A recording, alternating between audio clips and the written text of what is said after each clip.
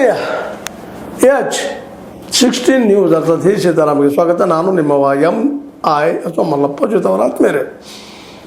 ನೀವು ಆಲ್ರೆಡಿ ಮರ್ತಿರ್ಬೋದು, ಜನ ಭಾಳ ಮನುಷ್ಯನಿಗೆ. ಯಾಕಂದ್ರೆ ಈಗಾಗಲೇ ಒಂದಿಷ್ಟು ವಿಚಾರಗಳು ಹೊರಗೆ ಜನಕ್ಕೆ ತಿಳಿಬೇಕಾಗಿತ್ತು. ಅದರಲ್ಲೂ ಧರ್ಮಸ್ಥಳದಲ್ಲಿ ಆದಂತಹ ಹತ್ಯೆಗಳು, ಕೊಲೆಗಳು, ಇಷ್ಟೊಳಗೆ ತನಿಖೆ ಆಗಿ ಒಂದು ರಿಸಲ್ಟ್ ಬರಬೇಕಾಗಿತ್ತು ಯಾರು ಅಂತೇಳಿ. ಅದು ಅಲ್ಲಾಡ್ತಾ ಇಲ್ಲ, ಬಂಡೆಗಳನ್ನ ಕುಳ್ತಂಗೆ ಬಿಟ್ಬಿಟ್ಟದ. ಆದರೂ ಬಾಲನಂಥ ವಕೀಲರು, ಅದೇ ಕಾಲಕ್ಕೆ ಸೌಜನ್ಯಾಳ ತಾಯಿ ಕುಸುಮಾವತಿ ಅಂಥವರು, ಪಿಟೀಲಗೌಡರಂಥವರು ಬೆನ್ನತ್ತಿದ್ದಾರೆ ಅದಕ್ಕೆ. ಅದೇ ಕಾಲಕ್ಕೆ ಜನ ಸಮುದಾಯ, ಮಹಿಳೆಯರು ಸಹಿತ ಬೆನ್ನತ್ತಿದ್ದಾರೆ. ಇದು ಯಾರಪ್ಪ ಕೊಂದವ್ರು ಯಾರು ಮೂಮೆಂಟ್ ಶುರು ಅದು. ಇನ್ನು ಬೆಂಗಳೂರಲ್ಲೇ ನಿಷ್ಪಕ್ಷಪಾತ ತನಿಖೆ ಆಗಲಿ ಬೆನ್ನತ್ತಿದ್ದಾರೆ. ಇಲ್ಲಿವರೆಗೆ ಸರ್ಕಾರ ಏನೋ ಒಂದು SIT ನೇಮಿಸಿ ಕೈ ತೊಗೊಂಡ್ಬಿಟ್ಬಿಟ್ಟದ. ಆಯ್ತಪ್ಪ, ರಿಸಲ್ಟ್ ಬರ್ತಾನೆ, ರಿಪೋರ್ಟ್ ಬರ್ತಾನೆ, ನೋಡೋಣ ಅಂತ. ರಿಸಲ್ಟ್ ಯಾವಾಗ ಬರ್ತಿತ್ತು, ರಿಪೋರ್ಟ್ ಯಾವಾಗ ಬರ್ತಿತ್ತು, ಯಾವಾಗ ಹಾಕೈತು ಗೊತ್ತಿಲ್ಲ. ಆದರೆ ಅಲ್ಲಿವರೆಗೆ ಈ ಸಾಕ್ಷಿದಾರದಾರಲ್ಲ, ಇವರು ಸುತ್ತಾನೆ ಸುತ್ತ ಹಾಕಾಗೈತಿ. ಇಲ್ಲಿವರೆಗೆ ಇದನ್ನು ಮಾಡಿದವ್ರು ಯಾರು ಅನ್ನೋದು ಸ್ಪಷ್ಟ ಆಗ್ತಾ ಇಲ್ಲ. ಇದರರ್ಥ ಯಾರಾದರೂ ಆಗಲವರು ಹೊರಗೆ ಬರಲಿ, ಅದು ಸತ್ಯ ಅನ್ನುವಂಥದ್ದು. ಆದರೆ ಸತ್ಯ ಹೊರಗೆ ಬರ್ತಾ ಇಲ್ಲಲ್ಲ, ಯಾಕೆ ಅನ್ನೋದು ಇವತ್ತಿನ ದೊಡ್ಡ ಸಮಸ್ಯೆ. ಅದಕ್ಕಾಗಿ ಬಾಲಣ್ಣವರು 74 ಮಹಿಳೆಯರ ಅತ್ಯಾಚಾರ, 74 ಮಹಿಳೆಯರ ಮೇಲಾದಂಥ ಅತ್ಯಾಚಾರ, ಕೊಲೆ, ಮತ್ತೇನೋ ಆಗಿದ ಹೊಸ ಸಾವುಗಳು ತೊಗೊಂಡೋದ್ರದ್ದ ಏನಪ್ಪ ಅಂತಂದ್ರೆ ಇವು ಯಾರೂ 74 ಮಹಿಳೆಯರ ಸುತ್ತಮುತ್ತ ತನಿಖೆ ನಡೆಸುವಂಥ ಕೆಲಸ ಮಾಡ್ತಾಯಿದ್ದಾರೆ. ಅವು ನಡೆದ ಘಟನೆ FIR ಎಲ್ಲಿದ್ದಾವೆ ಸಪ್ರೇಟ್ ಮಾಡಿರಿ ಅಂತೆ. FIR ಮಾಡಿಲ್ಲ, ಒಂದು ಏನೇನು ಬರೆದು ಹೋಗ್ಬಿಟ್ಟಿದ್ದಾರೆ ಕಾಲದವರೆಗೆ. ಅದಕ್ಕೆ ಬೆನ್ನತ್ತಿದ್ದಾರೆ ಆ 74 ಕೇಸ್ಗಳು ಏನಂತೇಳಿ. ಇದು ಸುದೀರ್ಘವಾಗಿ ನಡ್ಕೊಂಬಂದಂಥದ್ದು. ಇದು ಕಳೆದ 4 ದಶಕಗಳಿಂದ ನಡೀತಾನೆ ಬಂದದ್ದು. ಹಂಗೆ ಈಗೇನೋ ಒಂದಿಷ್ಟು ಶಾಂತ ಅನ್ನಿಸ್ತದೆ. ಬಟ್ ಆ ಹಿಂದಿನ ಆಗಿದ್ದು ಯಾರು ಮಾಡಿದರು, ಎಲ್ಲವರು ಮಾಡಿದರು, ಅವ್ರು ಹೆಂಗೆ ಕಣ್ಮರಿ ಆದರು, ಯಾವುದಕ್ಕೂ ಉತ್ತರ ಇಲ್ಲ.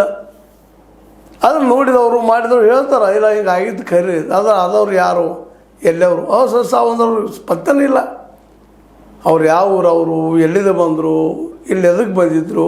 ಸಹಜದ ಧರ್ಮಸ್ಥಳ ದೇವ್ರಿಗೆ ಬರುವಂಥದ್ದು, ದೇವರಲ್ಲೇ ಪ್ರಾರ್ಥನೆ ಮಾಡಿ ತನ್ನ ಬದುಕನ್ನು ಸ್ವಚ್ಛ ಮಾಡ್ಕೋಬೇಕು, ಎತ್ತರಕ್ಕೆ ನಾ ಬೆಳಿಬೇಕು, ಮನುಷ್ಯನ ಆಸೆ ಅಲ್ಲರಿ ಯಾವುದಾದ್ರು.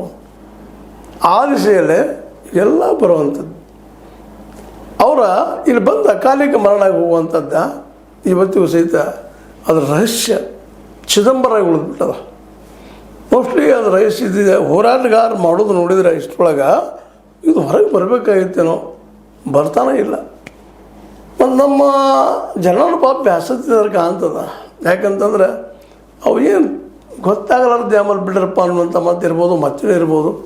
ಅದು ಇಷ್ಟೊಳಗೆ ಅದೆಲ್ಲ ತನಿಖೆ ಆಗ್ಬೇಕಾಗಿ ಎಷ್ಟು ದಿನ ಹೋಗ್ತಾಯಿದ್ರೆ. ಹಾಗೆ ಈಗ ಅದು ಏನೋ ಬಾಲನಂಥ ಬುದ್ಧಿವಂತರು ಮತ್ತು ಪ್ರಾಮಾಣಿಕರು ಈ ತನಿಖೆಯಲ್ಲಿ ಬಂದಿದ್ದರಿಂದಾಗೆ, ಅಥವಾ ಈ ವಕೀಲಿ ವೃತ್ತಿ ತೆಗೆದುಕೊಂಡ ಇದನ್ನು ಏನಪ್ಪ ಅಂತಂದ್ರೆ ಹುಡುಕಲಿ ಸತ್ಯಗಳನ್ನು ಅನ್ನುವಂಥ ದಿಶೆಯಲ್ಲೇ ಕೋರ್ಟ್ಗೆ ಹೋಗಿದ್ದಾರೆ. ಹೈಕೋರ್ಟ್ನಲ್ಲಿ ನಡೀತಾ ಇದೆ, ಹೈಕೋರ್ಟ್ ಆರ್ಡರ್ ಮಾಡಿದ್ದಾರೆ.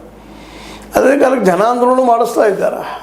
ಯಾಕಂದರೆ ಜನ ಪ್ರಶ್ನೆ ಮಾಡಬೇಕಲ್ಲ, ಮಾಡ್ತಾನೂ ಇದ್ದಾರೆ, ಇಲ್ಲಂತಲ್ಲ. ಆದರೂ ಆಗ್ತಾಯಿಲ್ಲ. ಯಾಕೆ ಹಿಂಗೆ ಆಗ್ತಾಯಿದೆ ಅನ್ನೋದು ಇದಕ್ಕೆ ಸರ್ಕಾರ ಉತ್ತರ ಕೊಡಬೇಕಾಗಿದೆ ಇವತ್ತು. ಯಾಕಂದರೆ ಇಷ್ಟರೊಳಗೆ SIT ಇದ್ದಿದ್ದು ಪೂರ್ಣ ಪ್ರಮಾಣದ ಅದ್ರ ರಿಸಲ್ಟ್ ರಿಪೋರ್ಟ್ ಕೊಡಬೇಕಾಗಿತ್ತಲ್ಲ, ಕೊಟ್ಟಿಲ್ಲ. ಇನ್ನು ಹಂಗೆ ಮುಂದೆ ಹೋಗ್ತಾನೆ ಇದೆ. ಅದು ಏನು ಕೊಡಬೇಕು ಅನ್ನೋ ಸಹಿತ ಅದಕ್ಕೂ ಗೊಂದಲ ಆಗಿರ್ಬೋದು SITಗೆ. ಯಾಕಂದರೆ ಇಲ್ಲಿವರೆಗೆ CBI ಆಗ್ಯದ, ಮತ್ತೊಂದು ಎಲ್ಲನೂ ಆಗಿದಾವೆ. ಈಗಾಗಲೇ CBI ಮತ್ತು ಇನ್ನೊಂದು ತನಿಖೆಗಳು ಸಹಿತ ಸೌಜನ್ಯ ಕೇಸ್ನಲ್ಲಿ ಅಂತೂ ಅದಕ್ಕೊಂದು ಜನರು ಕೊಟ್ಬಿಟ್ಟಿದ್ದಾರೆ. ಒಂದಿಬ್ಬರು ವೈದ್ಯರ ಮೇಲೆ ಬಟ್ ತೋರಿಸಿ ಇವ್ರನ್ನ ಎನ್ಕ್ವೈರಿ ಮಾಡಲಂತೆ. ಅವ್ರು ಇನ್ನು ಎನ್ಕ್ವೈರಿ ಆಗಲಿಲ್ಲ, ಮತ್ತೊಂದಾಗಲಿಲ್ಲ. ಈಗ ಅದರಲ್ಲೇ ಮತ್ತೊಮ್ಮೆ ತನಿಖೆ ಮಾಡಿರಿ ಅಂತ ಈಗ ಬಾಲಣ್ಣವ್ರು ಅನೇಕ ವಿಷಯಗಳಂತ ತೊಗೊಂಡು ಬೆನ್ನತ್ತಿದ್ದಾರೆ. ಪಾಪ ಅನೇಕ ವಕೀಲರು ಬೆನ್ನತ್ತಿದ್ರು, ಮಾಡಿದರು, ಏನೆಲ್ಲ ಮಾಡಿದ್ರು. ಅದಕ್ಕೆ ಇವತ್ತಿನವರೆಗೂ ಸೌಜನ್ಯಾಳ ಕೇಸ ಎಲ್ಲಿದ ಅಲ್ಲಿದ. ಆದ್ರೆ ತನಿಖೆ ಆಗಬೇಕು ಇದು ಅಂತೇಳಿ ಬಾಲಣ್ಣವ್ರು ಬೆನ್ನತ್ತಿದ್ರೆ ಆಗ್ತದನ ಅನ್ನುವಂಥ ಒಂದೇ ಈಗ ಇವತ್ತಿನ ಪ್ರಶ್ನೆ. ಆದರೆ ಭಾಳ ಒಳ್ಳೆಯದು ಆಗ್ಬೇಕಾರೆ ಯಾರು ಮಾಡೋರು. ಅದೇ ಕಾಲಕ್ಕೆ ಹಿಂದಿನ ಈ ಪದ್ಮಲತಾ ಆಗಿರ್ಬೋದು, ಅವ್ರ ಜೊತೆಗೆ ಇನ್ನೂ ಅನೇಕ ಜನ ಪಾಪ ತಮ್ಮ ಜೀವ ಕಳ್ಕೊಂಡಿದ್ದಾರೆ. ಯಮುನ ಆಗಿರ್ಬೋದು, ಅಥವಾ ಆನೆ ಮಾವಂತ ನಾರಾಯಣ ಆಗಿರ್ಬೋದು.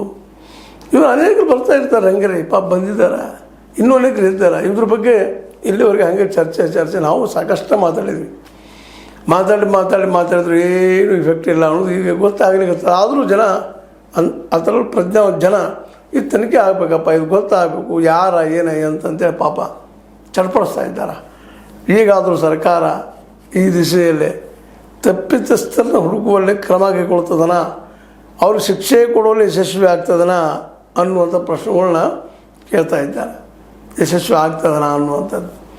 ಬಾಲಣ್ಣವರಂತೆ ಪಾಪ ಅವರು ಇಡೀ ತಮ್ಮ ಒಂದು ಹೋರಾಟವನ್ನು ತಮ್ಮ ವಕೀಲಿ ವೃತ್ತಿ ಇದಕ್ಕೆ ಇಟ್ಟಿದ್ದಾರೆ ಏನಪ್ಪ ಅಂತೇಳಿ. ಭಾಳಷ್ಟು ಬಡವರ ಸಲುವಾಗಿ, ಬಿದ್ದವ್ರ ಸಲುವಾಗಿ, ದಲಿತರ ಸಲುವಾಗಿ ಅವ್ರ ಮಾತುಗಳನ್ನು ಕೇಳಿದರೆ ಅವ್ರು ಸತ್ಯ ಕೇಳಿ ಸಮೀಪದಲ್ಲಿ ಹೇಳ್ತಾ ಇದ್ದಾರಪ್ಪ, ಇದು ಯಾರೂ ಇಲ್ಲೇ ಅದಾರಪ್ಪ ಅಂತೇಳಿ ಹುಡುಕಿ ಕೊಡೋದು ಬೆನ್ನತ್ತಿದ್ದಾರೆ ಅವರು.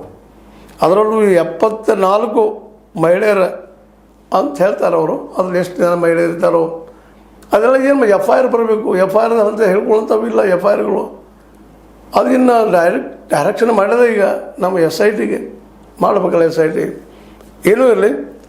ಈಗ ಏನಾಗ್ಯದಪ್ಪ ಅಂದರೆ ಇದು ಧರ್ಮಸ್ಥಳದ ವ್ಯಾಪ್ತಿಯಲ್ಲಿ ನಡೆದಂಥ ದೌರ್ಜನ್ಯಗಳ ವಿಚಾರದಲ್ಲಿ ಇಡೀ ವ್ಯವಸ್ಥೆನೇ ವೈಫಲ್ಯ ಆಗ್ಯದ ಅಂತ ಹೇಳ್ತಾ ಇದ್ದಾರೆ. ವ್ಯವಸ್ಥೆ ಅಂದರೆ ಪೊಲೀಸ್ ವ್ಯವಸ್ಥೆ, ಅಲ್ಲೇ ಕಾಲಕ್ಕೆ ಅಲ್ಲಿಯ ಏನಪ್ಪ ಪಂಚಾಯತಿಗಳ ವ್ಯವಸ್ಥೆ, ಕಂದಾಯ ಇಲಾಖೆ ವ್ಯವಸ್ಥೆ, ಅಲ್ಲಿಯ ವೈದ್ಯ ಇಲಾಖೆ ಅಂದರೆ ಡಾಕ್ಟ್ರುಗಳ ರಿಪೋರ್ಟ್ಗಳಾಗಿರ್ಬೋದು, ಎಲ್ಲನೂ ಒಟ್ಟೊಟ್ಟಿಗೆ ಕೆಲಸ ತಪ್ಪಾಗ್ತಾ ಹೋಗಿದ್ದಾವೆ. ಇದು ಹೆಂಗೆ ಅದು ಅಂತ ಅದರ ರೆಕಾರ್ಡ್ಸ್ಗಳು ಇವತ್ತು ಒಂದಕ್ಕೊಂದು ತಾಳೆ ಆಗ್ತಾಯಿಲ್ಲ, ಯಾರು ಏನಂತ ಗೊತ್ತಾಗ್ತಾ ಇಲ್ಲ. ಇವೆಲ್ಲನೂ ಹಿಂಗೆ ಅನೇಕ ದೌರ್ಜನ್ಯಗಳಾಗಿದ್ದರು. ಸ್ಥಳೀಯ ಪೊಲೀಸರು, COD, CBI ಎಲ್ಲರೂ ತನಿಖೆ ಮಾಡಿದ್ದಾರೆ.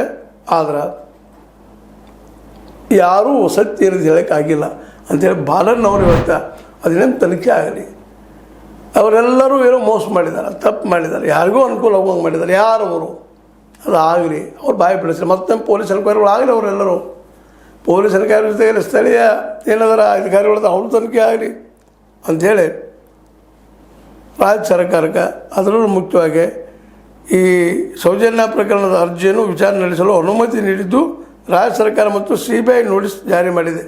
ಈ ಸಂದರ್ಭದಲ್ಲಿ ಹೈಕೋರ್ಟ್ ಇದ್ದು ನಮ್ಮ ರಾಜ್ಯ ಸರ್ಕಾರಕ್ಕೆ ಮತ್ತು CBI ನೋಟಿಸ್ ಜಾರಿ ಮಾಡೋದು ಈ ಸೌಜನ್ಯ ಕೇಸಿನ ಸಲುವಾಗಿ ನೀವು ಮರು ತನಿಖೆ ಮಾಡಿರಿ ಅಂತೇಳಿ.